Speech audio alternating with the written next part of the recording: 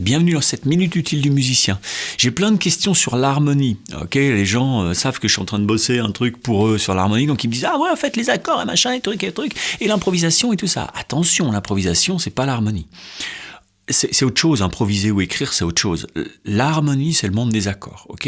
Pour travailler le monde des accords, pour progresser en harmonie, vous avez besoin de 3 grandes qualités que vous allez devoir développer.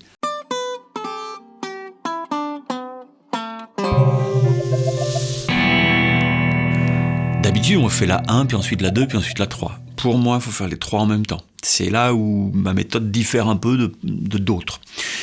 La première chose, c'est qu'il faut apprendre à construire les accords. C'est-à-dire, les accords, ils sont faits comment ? Ils ont quoi comme caractéristiques ? Ils ont quoi comme point d'équilibre, comme centre de gravité, comme tension interne ? C'est quoi les différences et comment les repérer, comment les retrouver partout sur le manche ? Comment ne pas être obligé de les apprendre par cœur, mais de les retrouver très facilement, etc. Ça, c'est construire. Ok ? Et puis ensuite, il faut passer à une deuxième étape qui va être les relier ensemble. C'est-à-dire pourquoi tel accord et tel accord ont rien à voir. Pourquoi si je suis là, ici je peux pas mettre ça.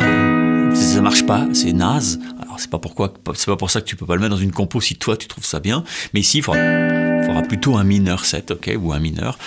Pourquoi, comment, ok ? Ça, c'est ce qu'on va appeler les harmonisations. C'est-à-dire une façon de mettre de façon très simple. C'est simple, hein, tout ça. C'est pas compliqué. L'harmonie, c'est pas compliqué.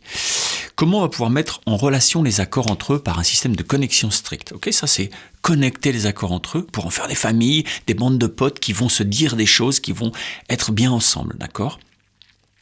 Et puis le troisième point qu'il faut très vite mettre en œuvre, c'est dans les chansons, dans la vraie vie, comment ça marche ? Qu'est-ce qui se passe chez AC/DC, Tears for Fears, Simon & Garfunkel, je sais pas qui, allez voir, Cabrel, on y va, on regarde, on se dit ah bah tiens, il utilise ça ici, ah mais c'est pour ça, c'est parce que tac tac tac, et puis là celui-là cet accord il a rien à foutre ici, il est pas dans cette tonalité, mais il l'utilise, alors pourquoi il l'utilise et comment on fait, etc. Ça c'est ce qu'on appelle de l'analyse. Analyse harmonique, ok ? Si vous faites pas ces 3 trucs en même temps, vous allez commencer à comprendre les accords, comment ça se fabrique, mais vous savez toujours pas mieux jouer. Parce que vous savez pas réussir à faire des rapports entre eux, ok ? Il faut faire les 3 trucs en même temps. Je construis, je regarde les connexions qu'il y a ensemble, je fais des familles, et troisièmement, je regarde dans la vraie vie avec les entourloupes. Parce qu'il y en a des entourloupes dans la vraie vie, ok ? Voilà, tout ça, j'en cause dans ma formation qui s'affiche ici. Ceux qui sont intéressés, n'hésitez pas à aller jeter un œil. Et puis sinon, commencez à réfléchir à ce que je viens de vous dire. Et puis, appliquez-le dans votre travail à vous, ok ? Avec ou sans moi, c'est pas grave. Mais faites ça, c'est un bon conseil. Allez, bye bye, je vous embrasse. Ciao.